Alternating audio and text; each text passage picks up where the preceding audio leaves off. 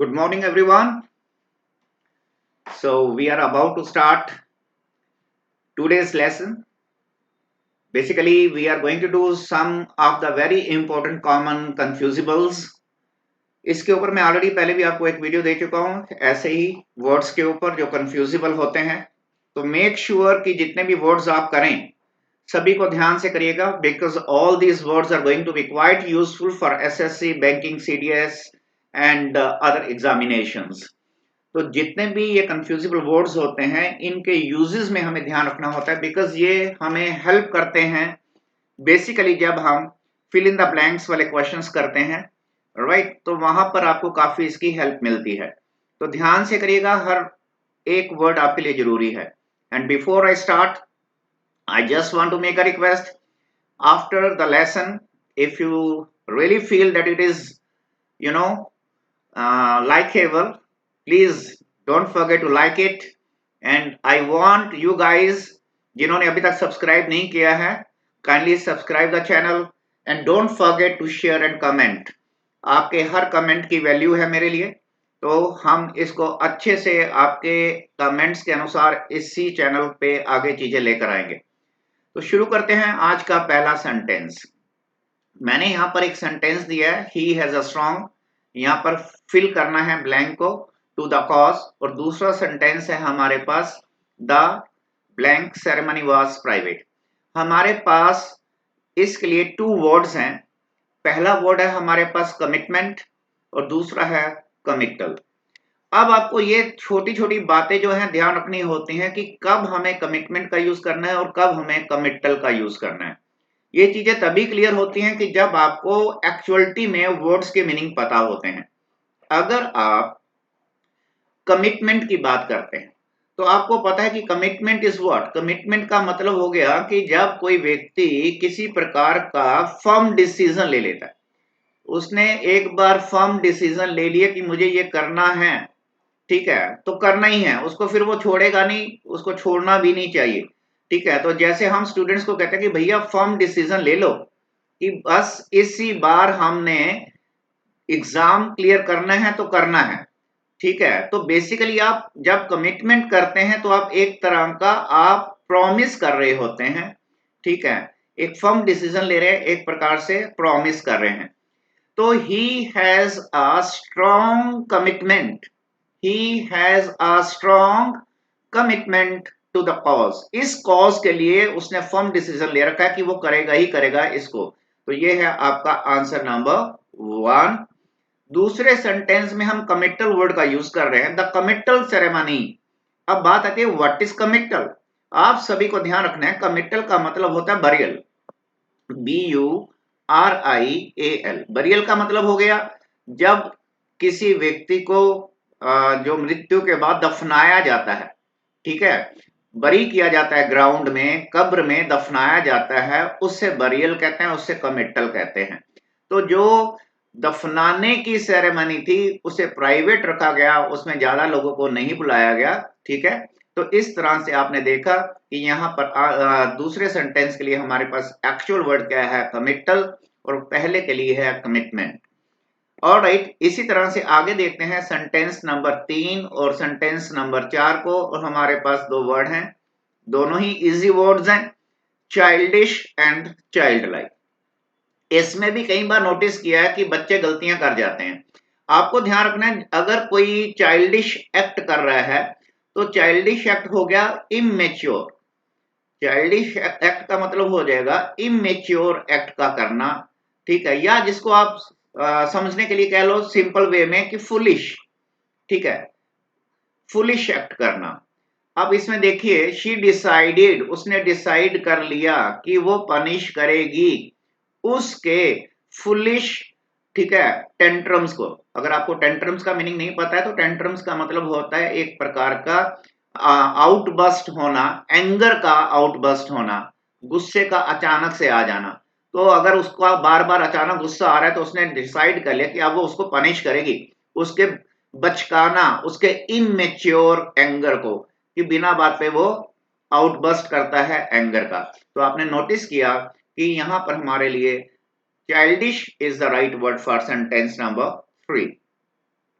Sentence number 4 में देखिए, he never lost a somewhat child like faith, उसका कभी भी इनोसेंट, जो चाइल्ड लाइक मीन्स बच्चे के समान, बच्चे जो होते हैं बड़े इनोसेंट होते हैं, ठीक है, तो ये पॉजिटिव सेंस में यूज होता है, वो नेगेटिव में यूज हो रहा है, चाइल्डिश नेगेटिव है, ठीक है, और ये पॉजिटिव है कि उसका बच्चों जैसा, ठीक है, भोलापन, भोला भोलेपन वाला विश्वास जो है ह्यूमन गुडनेस में, तो child like faith, innocent faith.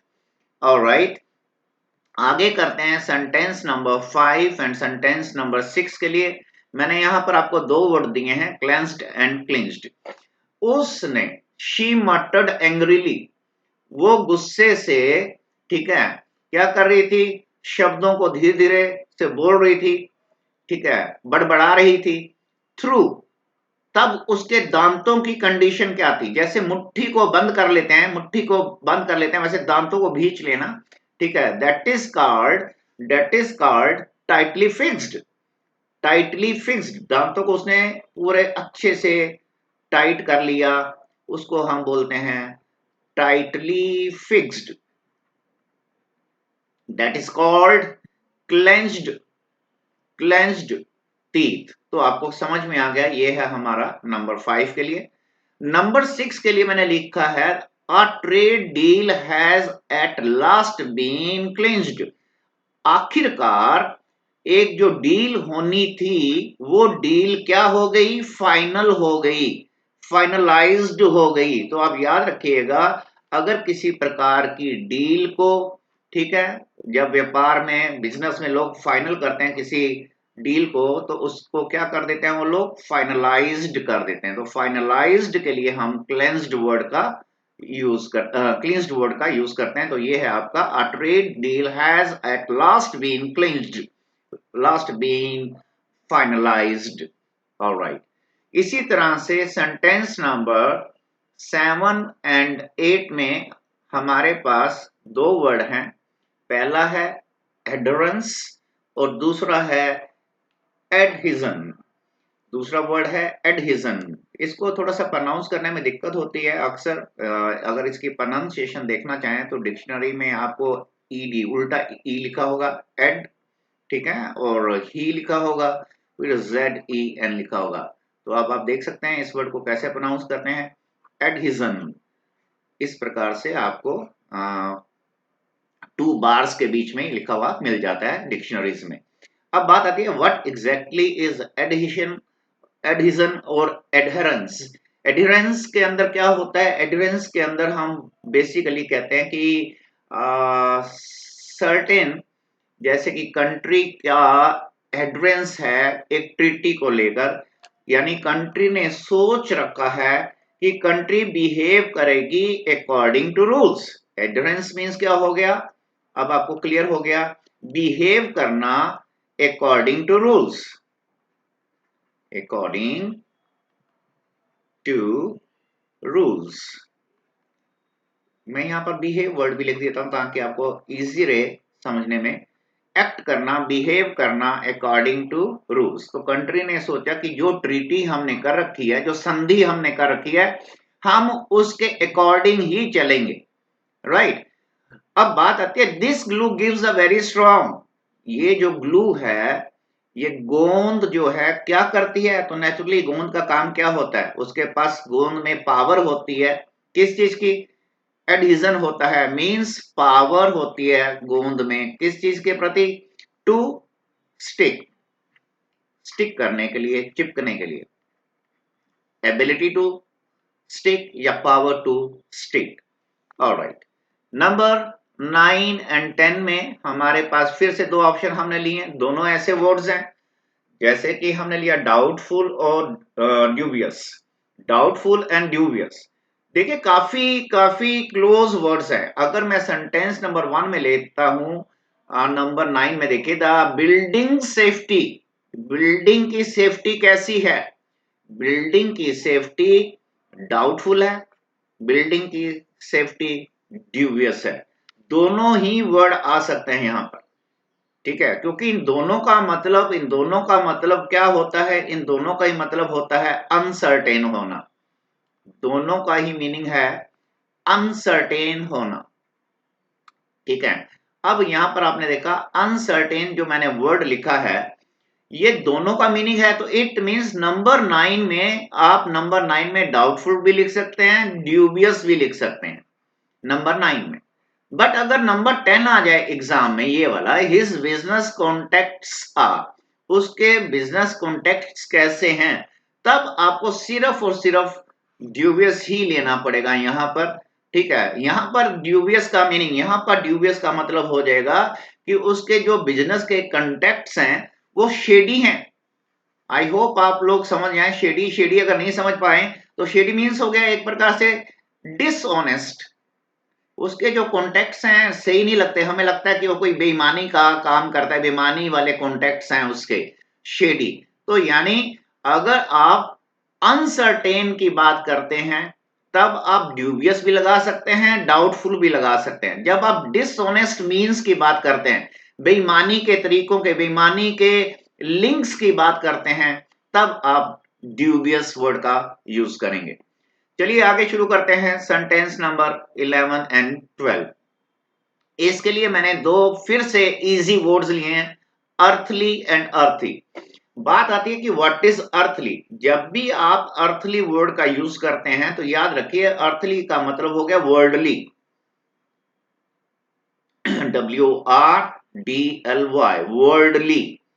और अर्थी का मतलब हो गया ऑफ द अर्थ, जिसका संबंध अर्थ से है, of the earth.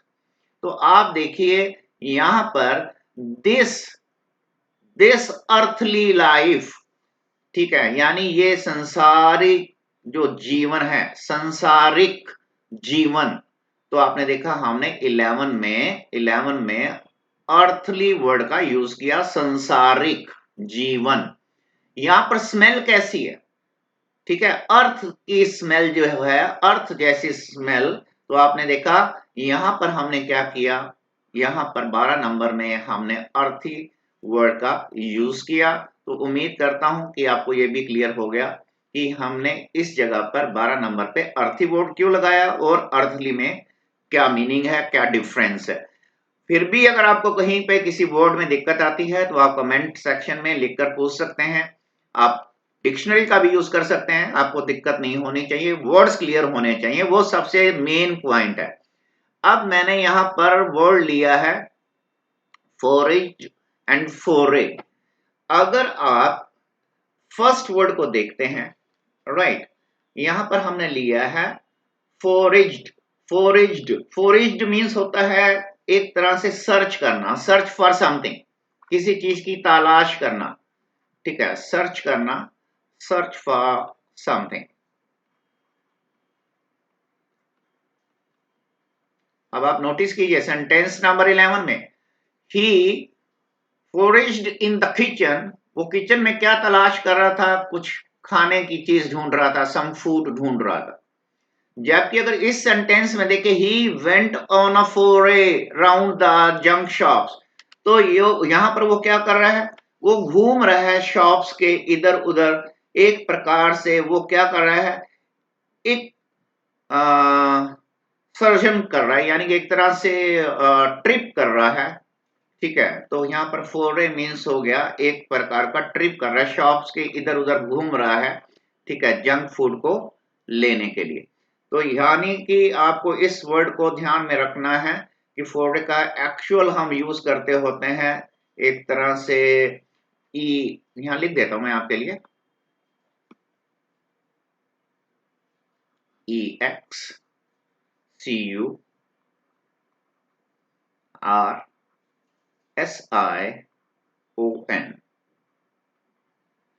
Exertion, exertion means trip. तो एक प्रकार से वो दुकानों के आसपास घूम रहा था जंक फूड की तलाश में। ठीक है, और ऊपर हमने देखा कि वो किचन में क्या कर रहा था, सर्च कर रहा था, ठीक है, तलाश कर रहा था किसी चीज को खाने की, कोई चीज मिल जाए। ऑलराइट, तो इस तरह से आपने देखा ये था हमारा नंबर 13 एंड 14। अब शुरू करते हैं number 15 and 16। He spoke in, किस टोन में बोला, किस टोन में वो बोला, उसकी टोन को आपने चेक करना है। टोन कैसी थी, तो आपने यहां पर देख सकते हैं उसकी टोन कैसी थी।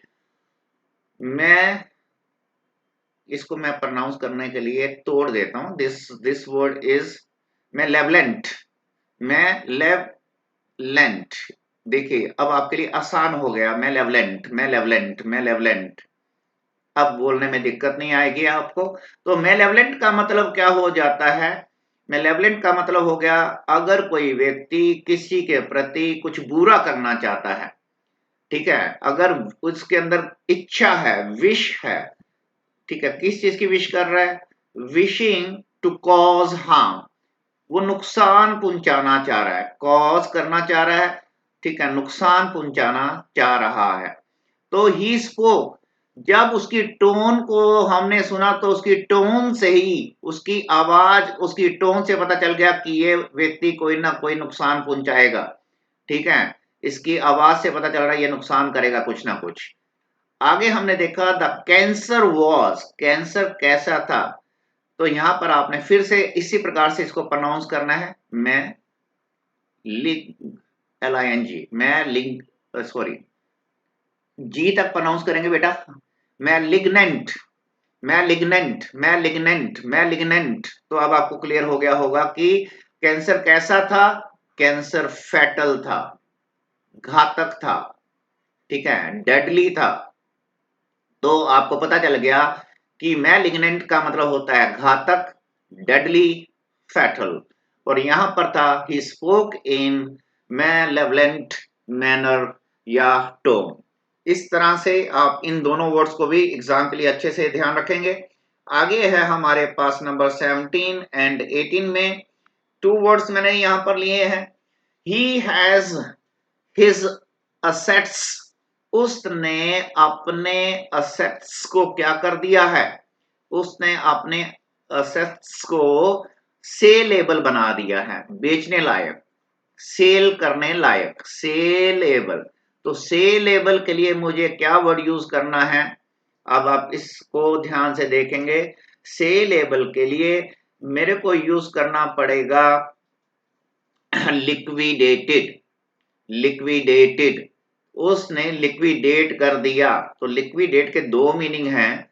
पहला वर्ड जो मैंने अभी अभी ऊपर लिखा, पहला वर्ड इसके लिए मैंने बता दिया सेलेबल।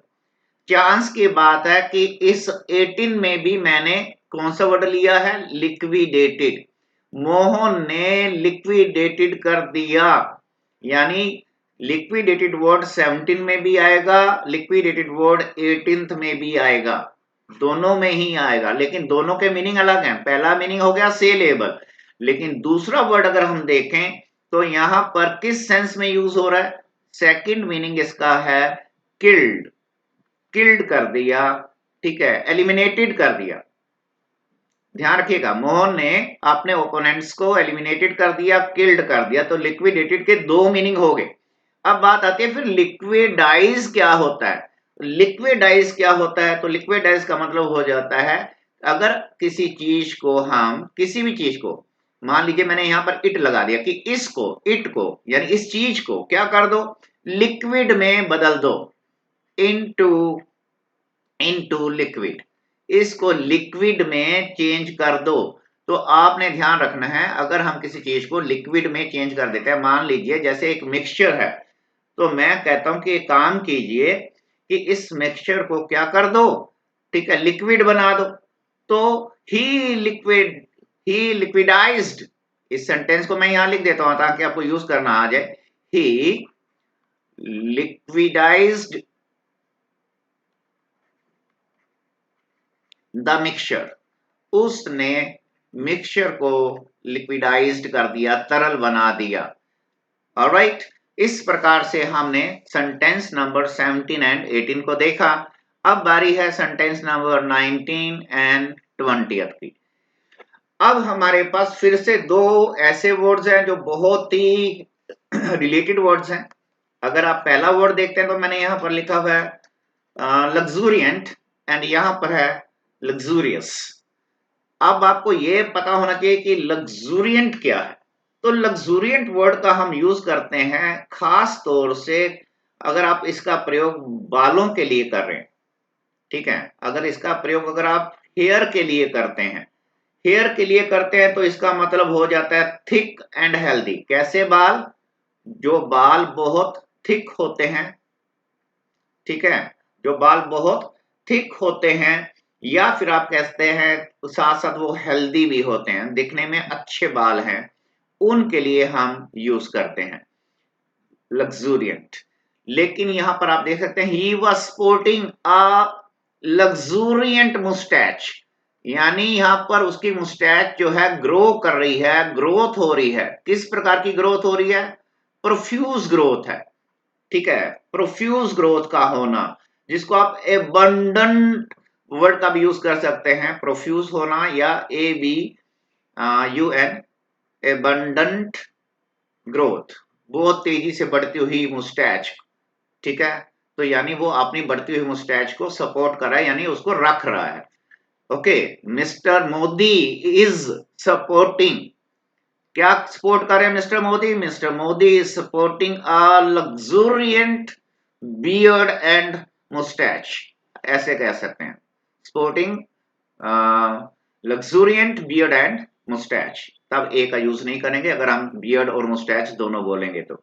ऑलराइट, नंबर 20, वी डाइंड, हमने डिनर किया। कहां पे खाना खाया? लग्जूरियस, लग्जूरियस रेस्टोरेंट में। तो लग्जूरियस रेस्टोरेंट कैसा रेस्टोरेंट हो जाएगा? ऐसा रेस्टोरेंट जो बहुत ही कंफर्टेबल होते हैं। पहली बात, लग्जूरियंट में सबसे बड़ी खासियत होती है कंफर्टेबल होते हैं, ठीक है। इसी में ये बड़े ही एक्सपेंसिव भी होते हैं, एक्सपेंसिव भी होते हैं और बहुत ही एलिगेंट, ठीक है। तो उन लोगों ने खाना कहाँ खाया? लग्जूरियस रेस्टोरेंट में खाया।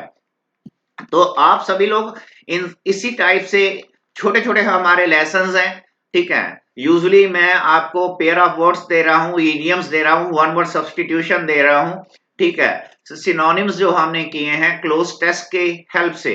तो सभी आप बारी बारी से वीडियोस को एक एक करके, ठीक है, अपनी सारी नॉलेज को जो है अपना पेन डाउन करते जाओ, अपने नोटबुक्स में लिखते जाओ, उनको रिवाइज करते जाओ। और आप सभी से यही कहूंगा कि आप अगर सेशन को देखते हैं और आपको लग रहा है कि यस हमारी वर्ड पावर अच्छी हो रही है, हमारे कॉन्सेप्ट्स क्लियर हो रहे हैं, वर्ड्स को कैसे यूज करना है वो क्लियर हो रहा है, तो प्लीज इसको लाइक करना, शेयर करना मत भूलिएगा, ठीक है। Looking forward to your comments. खुश रहिए। God bless all of you. Thank you.